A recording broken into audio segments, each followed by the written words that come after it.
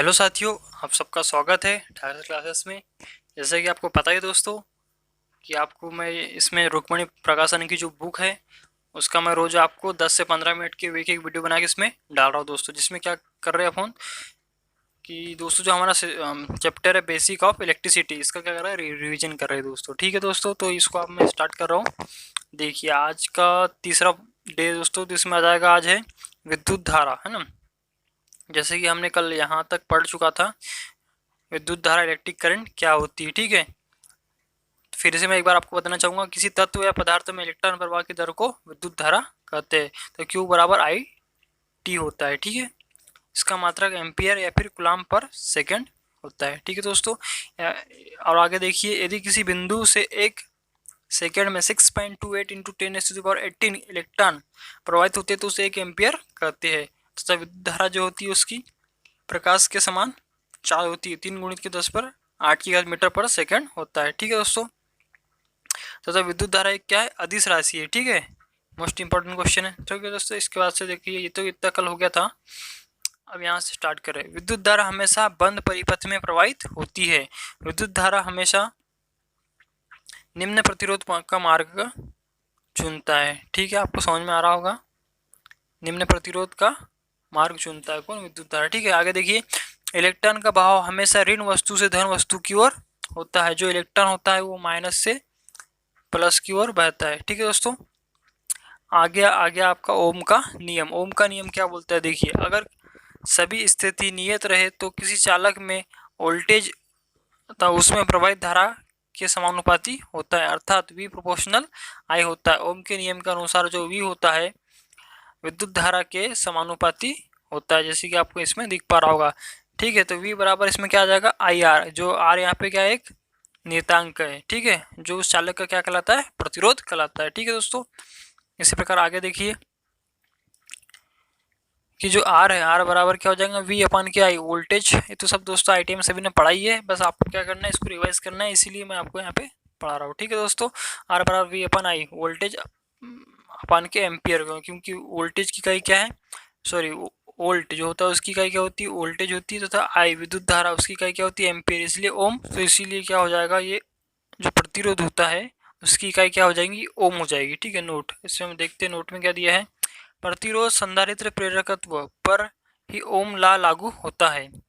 कई बार एग्जाम में क्वेश्चन आ जाता है कि ओम का नियम किस पे लागू होता है, इसलिए यहाँ पे देखिए मोस्ट इंपॉर्टेंट है कि, तो ओम का नियम प्रतिरोध यानी कि रेजिस्टेंस, संधारित्र यानी कैपेसिटेंस या फिर कैपेसिटर बोलते हैं जिसको, द प्रेरकत्व यानी इंडक्टर पर ही ओम का नियम लागू होता है। ठीक है दोस्तों, आगे देखेंगे, ओम का नियम रेखिक अवधि दिशात्मक परिपथ में काम करता है। ठीक है, जैसे कि आप देख पा रहे हो इसमें, ओम का नियम AC DC दोनों में कार्य करता है। ये भी मोस्ट IMP क्वेश्चन है दोस्तों, जैसा कि आप देख पा रहे होगे इसमें, है ना। AC के लिए सिर्फ R के स्थान पर प्रतिबाधा Z हो जाता है। अगर AC परिपथ है तो उसमें जो R होगा उसमें क्या होगा, प्रतिबाधा Z उसे उसको दर्शाते हैं। ठीक है, तो उसमें आ जाएगा ओम के नियम का जो ग्राफ है इसमें दिखाया गया, V बराबर I, तो V ऊपर में जाएगा, I क्या नीचे रहेगा। ठीक है, अब आगे चलते देखिए, प्रतिरोध जिसको बोलते हैं रेजिस्टेंस। ठीक है, एक बार क्वेश्चन क्या वो आया था एग्जाम में, प्रतिरोध तथा प्रतिरोधक में अंतर क्या होता है, तो आपको मैं इसको ये भी बताऊंगा क्या होता है। ठीक है, तो अभी आप जानिए कि प्रतिरोध क्या होता है। प्रतिरोध क्या होता है, पदार्थ का वह स्वाभाविक गुण जिसके कारण वह अपने में से होने वाले विद्युत धारा का विरोध करे उसे क्या कहते हैं, प्रतिरोध कहते हैं। ठीक है, प्रतिरोध कहते हैं। इसका प्रतीक R है। ठीक है, जैसे कि आप देख पा रहे हैं, तथा इसका मात्रक क्या है, ओम है। ठीक है, प्रतिरोध का आकार शक्ति पर निर्भर करता है, प्रतिरोध पर नहीं। ये भी क्वेश्चन एग्जाम की दृष्टि से बहुत ही इंपॉर्टेंट क्वेश्चन, क्योंकि दोस्तों एग्जाम में ऐसे क्वेश्चन आते हैं और हम उसमें क्या होता है, कंफ्यूज आते हैं। ऐसा गलत मतलब कि जो चिन्ह होता है उसमें गलत हम लगा देते हैं ABCD में से, तथा हमारा क्वेश्चन क्या होता है, गलत हो जाता है। इसलिए इसको एक बार बहुत ही अच्छा क्वेश्चन देखिए, इसमें क्या दिया है कि प्रतिरोध का आकार शक्ति पर निर्भर करता है, प्रतिरोध पर नहीं करता है। ठीक है, आगे देखिए, चालक के प्रतिरोध को प्रभावित करने के कारक, जो कंडक्टर होता है उसको प्रभावित करने वाले कारक कौन से होते हैं, तो इसमें आपको याद रखना है, पहला आ जाएगा टेम्परेचर। ठीक है, क्योंकि जैसे तापमान, अगर जो कंडक्टर है उसका अगर प्रतिरोध बढ़ता है, देखिए मैं आपको पढ़ के बता रहा हूँ, इसमें तापमान बढ़ने से चालक का प्रतिरोध बढ़ता है तथा घटने से घटता है। किसी चालक का में अगर तापमान बढ़ रहा है तो प्रतिरोध क्या हो जाएगा, बढ़ जाएगा। और अगर तापमान कम होता है तो उसकी जो चालकता होती है वो क्या हो जाएंगी, बढ़ जाएगी। लेकिन इसमें क्या दिया है दोस्तों, तापमान बढ़ने से चालक का प्रतिरोध बढ़ता है तथा घटने से घटता है। ठीक है, आगे देखिए, पदार्थ की प्रकृति, नेचर ऑफ सबस्टेंस, मतलब अलग अलग धातुओं के तार का प्रतिरोध अलग अलग होता है। ठीक है, तीसरा आ जाएगा लंबाई।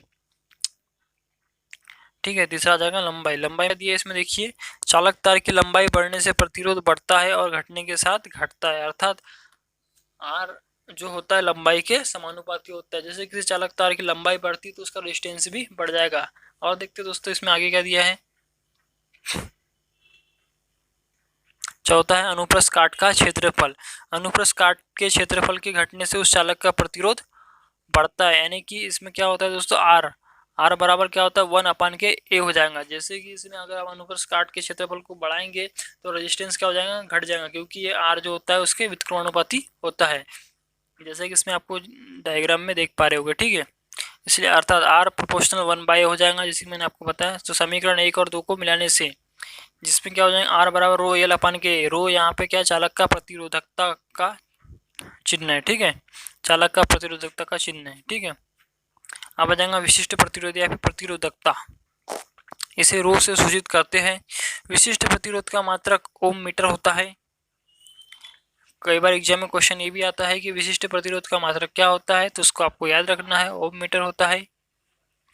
ठीक है, ओम मीटर होता है, बहुत ही इंपॉर्टेंट क्वेश्चन है, तो इसको हमेशा याद रखना है दोस्तों। ठीक है, कई बार एक बार एग्जाम में क्वेश्चन यही आ जाता है कि जो आर बराबर क्या होता है, आर बराबर रो एल अपन के ये होता है। ठीक है, अब आते हैं नेक्स्ट, देखिए चालकता पे।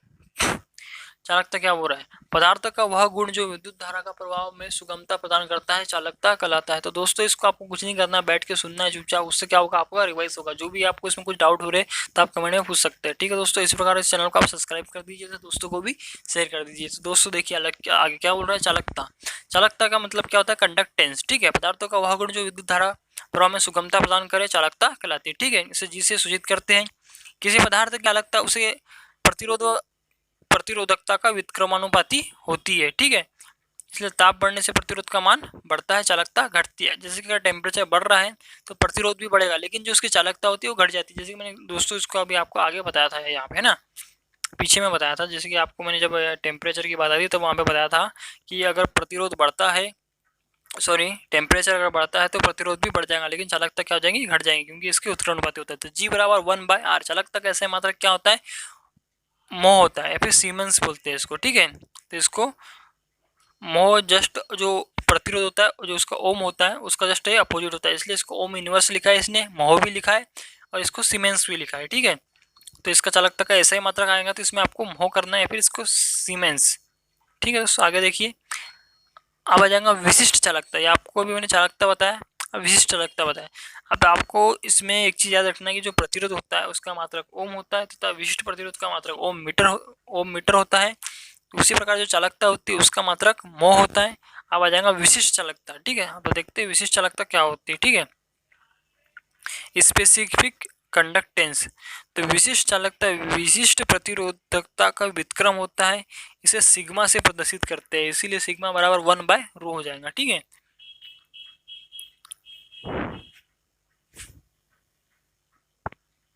तो दोस्तों इसमें क्या दिया है, सिग्मा बराबर 1/ρ हो जाएगा। सिग्मा मतलब कि विशिष्ट चालकता, इसका मात्रक क्या हो जाएगा, ओम इनवर्स मीटर इनवर्स, और या फिर ओम मीटर इनवर्स या फिर मोह मीटर इनवर्स हो जाएंगे, जस्ट उसका अपोजिट हो जाएगा। ठीक है दोस्तों, प्रतिरोधकता का, विशिष्ट प्रतिरोधकता का। ठीक है, अगर किसी चालक तार की लंबाई को x गुना कर दिया जाए तो प्रतिरोध x गुना हो जाएगा, तथा अगर खींच कर x गुना कर दिया जाए तो प्रतिरोध क्या हो जाएगा, दुगुना हो जाएगा। ठीक है दोस्तों, ये भी एग्जाम में कई बार क्वेश्चन पूछा जा चुका है। ठीक है,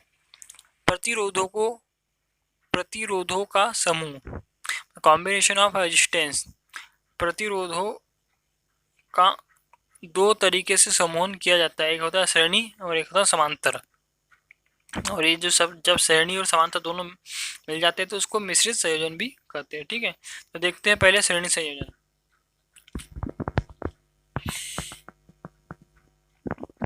श्रेणी क्रम संयोजन या फिर श्रेणी क्रम समूहन, इसमें पहले प्रतिरोध का दूसरा सिरा दूसरे प्रतिरोध के पहले सिरे से तथा दूसरा प्रतिरोध का दूसरा सिरा तीसरे प्रतिरोध के पहले सिरे से जुड़ा हुआ होता है। तो दोस्तों ये सब कॉमन बात है, आपको सबको पता ही होगा, इसमें कुछ नहीं है कि याद रखना है कि R बराबर R1 प्लस के R2 होता है। तो इसमें धारा समान होती है तथा वोल्टेज भिन्न भिन्न होता है। ये मोस्ट यहाँ पे क्वेश्चन आता है दोस्तों एग्जाम में कई बार कि सीरीज में अगर प्रतिरोध जोड़े तो उसमें धारा क्या होगी, समान होगी तथा वोल्टेज क्या होता है, भिन्न होता है। ये याद रखने वाली बात है क्योंकि एग्जाम में कई बार इसको पूछा गया है। ठीक है, आगे चलेंगे समांतर क्रम संयोजन। ये भी आपको पता ही है कि समांतर क्रम संयोजन में इसमें क्या होता है, इस समूह में सभी प्रतिरोध का पहला सिरा एक साथ दूसरा सिरा एक साथ जुड़ा हुआ जो होता है, जैसे कि आपको डायग्राम में दिख जा रहा है। ठीक है, तो इसका फॉर्मूला क्या जाएगा, 1/R = 1/R1 प्लस के R2। ठीक है, या फिर R बराबर R1 इंटू के R2 अपन के R1 प्लस के R2, ऐसा भी आप इसको करके इसका जो क्वेश्चन रहेगा उसका आंसर आप निकाल सकते हैं। ठीक है, इसे इसमें कुछ नहीं, इसमें क्या होता है, वोल्टेज समान रहता है तथा विद्युत धारा भिन्न भिन्न होती है। इसलिए जो घरों के कनेक्शन होते हैं सभी समांतर क्रम में होते हैं, क्योंकि जितने भी हमारे उपकरण लगे होते हैं वो 230 से 240 वोल्ट उनको सभी को सप्लाई दी जाती है तथा सब में क्या होता है, करंट भिन्न भिन्न होती है। ठीक है दोस्तों, तो ये भी मोस्ट IMP यहाँ पे क्वेश्चन आता है कि जो समांतर क्रम होता है उसमें वोल्टेज समान होता है या फिर भिन्न होता है। जैसे आपको करना है, समांतर क्रम में हमेशा वोल्टेज क्या होता है, समान होता है तथा विद्युत धारा भिन्न भिन्न होती है। ठीक है, आगे देखिए, व्हीटस्टोन सेतु, यह एक अज्ञात प्रतिरोध ज्ञात करने की युक्ति है। ठीक है, अगर गैल्वेनोमीटर से प्रवाहित धारा का मान 0 होगा तो सेतु संतुलन में होता है। जब भी जो बीच में जो गैल्वेनोमीटर आपको दिख रहा है इसमें प्रवाहित होने वाली धारा का मान अगर 0 है, इसका मतलब कि जो आपका ब्रिज है वो क्या, संतुलित अवस्था में है। तो इसको ज्ञात करने के लिए दोस्तों यहाँ पर दिया गया फार्मूला P/R =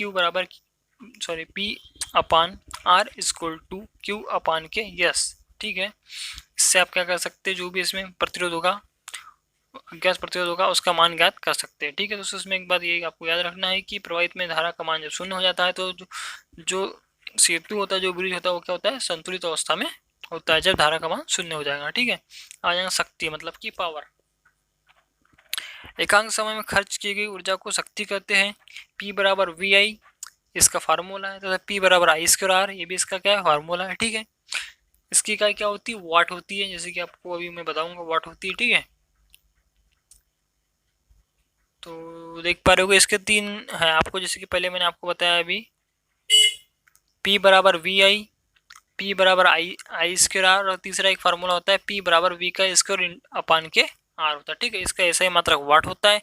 एक अश्व शक्ति मतलब कि 1 HP बराबर 746 वाट होता है ब्रिटिश में, तथा अगर मीट्रिक में पूछता है आपको अश्व शक्ति एक HP बराबर कितना होता है, तो 735.5 वाट होता है। ठीक है, अश्व शक्ति को kWh में संबंध है, मतलब जो अश्व शक्ति होती है kWh में होती है। ठीक है, इसकी बड़ी इकाई है, वाट तो इसकी इकाई है लेकिन जो kWh होता है kWh इसकी बड़ी इसमें है, इसलिए एक kWh बराबर 1.34 HP होता है। ठीक है दोस्तों, 1000 को अगर अपन इसको HP में कन्वर्ट करेंगे तो 1.34 HP हो जाएगा एक kWh को। ठीक है, धारिता आ जाएगा। अब धारिता में क्या आता है, किसी चालक की धारिता उस चालक में विभव को एकांक से बढ़ाने के लिए आवश्यक आवेश की मात्रा है। ठीक है, यदि किसी चालक को Q आवेश से उसका विभव V से बढ़ता है तो C बराबर Q/V होती है, जहाँ एक नियतांक है जिस चालक की धारिता कहते हैं। ऐसा ही मात्रक इसका वोल्ट इनवर्स होता है। ठीक है, या फिर जो अभी मैं आपको देख रहा हूँ, देखेगा आप आगे, यह एक अदिश राशि है, इसका व्यवहारिक मात्रक माइक्रोफेरेड होता है। ठीक है, इसका ऐसा ही मात्रक आपको यहाँ पे एक जगह लिखा हुआ है कि वोल्ट इनवर्स होता है, ये भी होता है, लेकिन इसका व्यवहारिक मात्रक क्या होता है, माइक्रोफेरेड होता है। ठीक है, एक माइक्रोफेरेड बराबर 10⁻⁻6 फेरेड होता है। गोलाकार चालक की त्रिज्या बढ़ाने से धारिता बढ़ती है और त्रिज्या घटाने से धारिता घटती है। ये भी एक मोस्ट इंपॉर्टेंट क्वेश्चन दोस्तों कई बार एग्जाम में पूछा जा चुका है। ठीक है दोस्तों, आगे और देखेंगे आप, संधारित्र कैपेसिटर बोलते हैं। यह एक ऐसी व्यवस्था है जिसके द्वारा आवेश की उपयुक्त मात्रा को एकत्रित किया जा सकता है। ठीक है, आवेश की मात्रा को एकत्रित करके रखा जा सकता है, फिर उसमें एकत्रित किया जा सकता है, उसको क्या बोलते हैं, संधारित्र बोलते हैं। संधारित्र AC DC दोनों पर कार्य करता है। यह DC को रोकता है तथा AC को प्रभावित करता है। तो दोस्तों आज के लिए इतना ही काफ़ी है। तो दोस्तों इसी प्रकार की वीडियो को रोज़ देखने के लिए इस चैनल को जरूर सब्सक्राइब करें, अपने दोस्तों को भी शेयर करें। दोस्तों